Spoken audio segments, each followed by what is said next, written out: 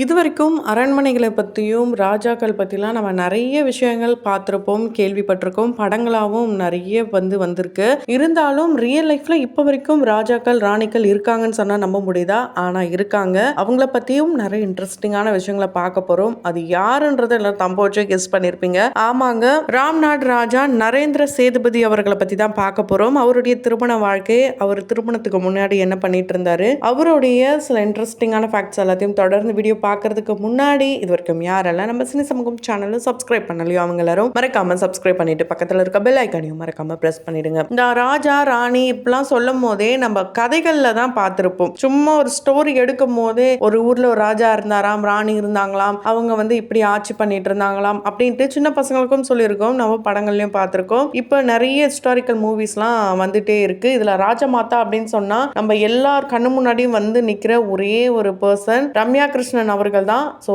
அந்த ஒரு ரோலை அவங்க உண்மையாலே இப்படிதான் இருந்தாங்களா, இல்ல இந்த மாதிரி ராஜாக்கள் மேலேயும் ராணிகள் மேலேயும் சில கட்டுக்கதைகள்லாம் சொல்லப்பட்டிருக்கா, இதை பத்தியும் இவங்களுடைய சிஸ்டர் யாரு, ராம்நாட் ராஜா நரேந்திர சேதுபதி அவர்களோட சிஸ்டரும் ஒரு சில விஷயங்களை முன் வச்சிருக்காங்க. தொடர்ந்து பார்க்கலாம். ஸோ இந்த பேர் உங்களுக்கு ரொம்ப பிடிக்கும் அப்படின்னா கமெண்ட் பாக்ஸ்ல ரெட் டாட்டினோட கமெண்ட் பண்ணுங்க. இப்ப இருக்க ஜென்ரேஷன்ல இப்படியும் ஒரு ராஜாவான்ற மாதிரி தான் இருக்கு.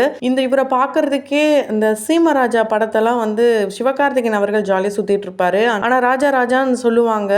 இவரெல்லாம் சூரியலாம் கூட அவரை சொல்லுங்க ராஜா அப்படின்னு கிண்டல்லாம் பண்ணுவாரு. அந்த மாதிரியான ஒரு பர்சனான்னு கேட்டீங்கன்னா ரொம்பவே ஹம்பிள் அண்ட் சீரியஸான ஒரு பர்சன்ங்க. மக்களுக்கு என்ன பண்ணலாம், நம்மளால முடிஞ்ச அளவுக்கு சில விஷயங்கள் மாத்தலாம். நரேந்திர சேதுபதியை பார்க்கும்போது ரொம்ப ரொம்ப இப்ப இருக்கிற காலகட்டத்தில் ஒரு ஹீரோ மாதிரி இருக்காரு. ரியல் லைஃப்ல மக்களுக்கு இவர் ஹீரோவான்னு கேட்டீங்கன்னா ஹீரோவா தான் அங்க இருக்கிற மக்கள் பாக்குறாங்க. இவருடைய திருமணம் அந்த ஒரு விஷயத்த பார்க்கும் போதே எவ்வளோ பேர் வருவாங்க, இவ்வளோ பேர் நம்மளை ஆசீர்வாதம் பண்ணுவாங்க நினைச்சு கூட பார்க்கலையாம். ஆனா ஃபர்ஸ்ட்ல இருந்து லாஸ்ட் வரைக்கும் இவங்களுடைய திருமண அந்த வீடியோல பார்க்கும்போது வர ஒவ்வொருத்தரையுமே ஹம்பிளாவும் ரொம்ப சிரிச்ச முகத்தோடையும் வரவேற்றுட்டு இருந்தாங்க. இவங்களுடைய காலை சாப்பாடே பார்த்தீங்கன்னா 5 மணிக்கு தான் ஈவினிங் சாப்பிட்டாங்களாம். அந்த அளவுக்கு கூட்டம் அல்லுன்ட்டு அவங்க 2 பேருமே நினைச்சு பார்க்கலையாம். நரேந்திர சேதுபதி அவர்களுடைய அப்பாவான ராஜகுமாரன் சேதுபதி அவர்களுடைய மறைவுக்கு அப்புறம் யாரு இப்படி ஆட்சி புரிய போறாங்க தெரியலையேன்ற ஒரு வருத்தத்திலையும் அங்க இருக்கிற மக்கள் இருந்திருக்காங்க.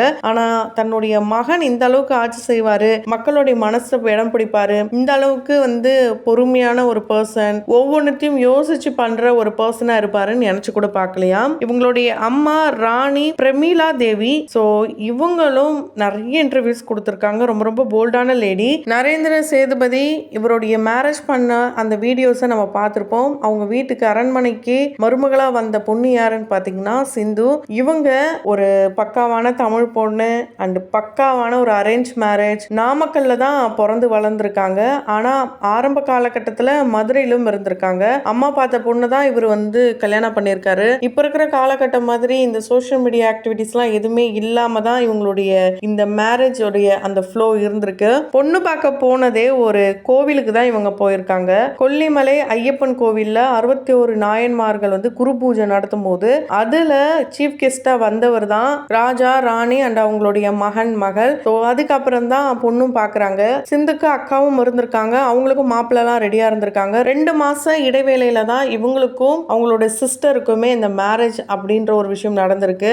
சிந்து ஒரு டாக்டர் அண்ட் சைக்காட்ரிஸ்ட். இவங்க பொதுவாகவே சிவன் பக்தியாங்க. ஸோ ரொம்பவே சிவனை மட்டுமே உள்வாங்குவாங்களாம். ஃபர்ஸ்ட் டைமே இவங்க 2 பேரும் same green colour dress and அவங்களுடைய அத்தாச்சிக்கு குழந்தை பிறந்த அந்த ஒரு மொமெண்ட், அந்த பிரசவம் பார்த்தது இவங்களுடைய அக்கா, இது போல எல்லாமே ஒரு கோ இன்சிடென்ட்டா நடந்தாலும் இவர் தான் நமக்கா ஒரு பயம். ஏன்னா ராஜா எப்படி இருப்பாங்க, எப்படி பேசுவாங்க, ஜாலியா இருப்பாங்களா, இல்லை அந்த காலத்துல மாதிரி தூய தமிழ்ல பேசுவாங்களா? ஏன்னா இவர் யாருக்கிட்டே பேசினது இல்லையா, குறிப்பா பெண்கள் கிட்ட எல்லாம் பேசினதே கிடையாதா. முதல் பெண் யாருன்னு பாத்தீங்கன்னா இவங்க தான். ஸோ சிந்து ஒரு லக்கி ஒரு பர்சன் தான் சொல்ல முடியும். அந்த அளவுக்கு தாங்குறாராம். இவங்களை பார்க்கறதுக்கே ரொம்ப ஒரு அழகாவும் அமைதியாகவும் இருக்காங்க. இந்த காலத்துல அப்பா அம்மா பேச்சு கேட்கிற சில பெண்கள்ல இவங்களும் ஒருத்தங்க. குறிப்பா எல்லாருமே சோஷியல் மீடியா உலகத்துக்குள்ள நுழைஞ்சாலும் இவங்க அப்பா அம்மா என்ன சொல்றாங்களோ அதுதான் கேட்பாங்களாம். இவங்களும் சோஷியல் மீடியால அதிகம் யூஸ் பண்றதே கிடையாதாம். நரேந்திர சேதுபதி அவர்களுக்கு ராம்நாட் டு சிங்கப்பூர் வரைக்கும் ட்ரிப் போகணும், ஒரு கேங்கை ரெடி பண்ண இப்படிலாம் ஆசை இருந்திருக்கு.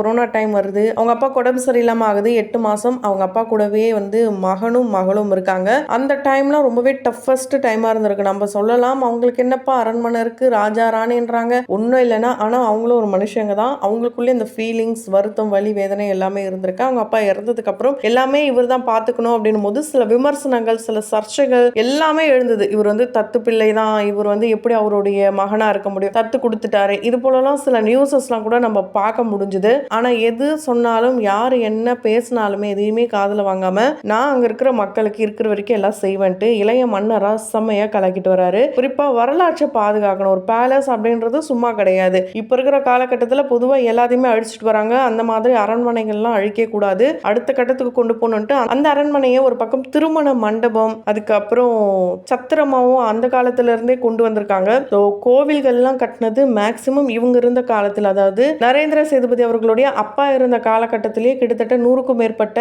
நிறைய கோயில்கள், சமஸ்தானங்கள், தேவஸ்தானங்கள் இதெல்லாமே வந்து கொண்டு வந்திருக்காங்க. அந்த அரண்மனையை வந்து யாரும் படத்துக்கு கொடுக்க கூடாதுன்ட்டு அவங்க அப்பா வந்து முடிவு பண்ணியிருந்தாராம். இந்த சீமராஜா படம் வரும்போதுல அவங்க அப்பா கொடுக்கவே கூடாது அப்படின்னு தான் இருந்தாராம். குறிப்பா அந்த ஃப்ரண்டேஜ் மட்டும் நாங்கள் எடுத்துக்கிறோம்னு கேட்கும்போது வாய்ப்பே இல்லை, இப்படிதான் நாங்கள் வந்து சம்பாதிக்கணும்னு அவசியம் இல்லை, இதை நாங்கள் பாரம்பரியமாக வச்சிருக்கோம், இதை பாதுகாக்கணும்னு நினைக்கிறோம், இதை வச்சு நாங்கள் வியாபாரம் பண்ண விரும்பலன்னு அவங்க அப்பா சொன்னாலும் அவங்க அப்பா இறந்து ஒரே வருடத்துல துல்கர் வந்து கேட்டதுக்காக கிங் ஆஃப் கோத்தா இந்த படத்துக்காக அந்த அரண்மனையை வாடகைக்கு விட்டுருக்காங்க. ஸோ இது மெயின் கிடையாது, துல்கர் மேல இருந்த இந்த லவ் அண்ட் அஃபெக்ஷனால தான் இந்த ஒரு விஷயத்த பண்ணதாக சமீபத்தில் கூட சேதுபதி அவர்களும் அவங்களுடைய சிஸ்டரும் ஓப்பன் அப் பண்ணியிருப்பாங்க.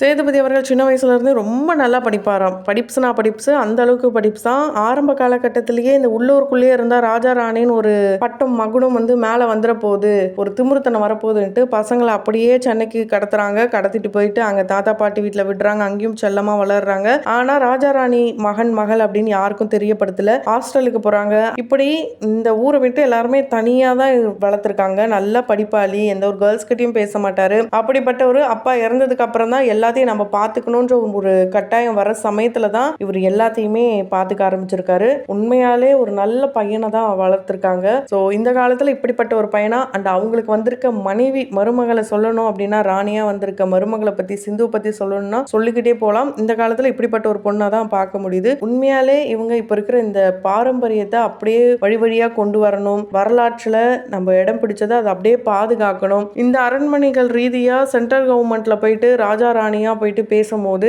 நிறைய விஷயங்களை முன்னெடுத்து வைக்கும் போது ரொம்பவே ஷாக் ஆயிட்டாங்களாம் அங்க இருக்கிறவங்களாம். ஸோ இப்படி சென்ட்ரல் கவர்மெண்ட் வரைக்கும் நம்ம தமிழ்நாட்டில இருந்து போய் பேசப்பட்டு வருது. இன்னும் இவரை பத்தி நிறைய தெரிஞ்சுக்கணும், இன்னும் அரண்மனைகளை பத்தி தெரிஞ்சுக்கணும் அப்படின்னு நினைச்சுக்கணும் கமெண்ட் பாக்ஸ்ல மறக்காம கமெண்ட் பண்ணுங்க. தொடர்ந்து வீடியோஸ்லாம் பார்க்கணும்னு நினைச்சுக்கணும் உடனே நம்ம சினி சமூகம் சேனலை சப்ஸ்கிரைப் பண்ணிட்டு பக்கத்தில் இருக்க பெல் ஐக்கனையும் மறக்காம பிரஸ் பண்ணிடுங்க.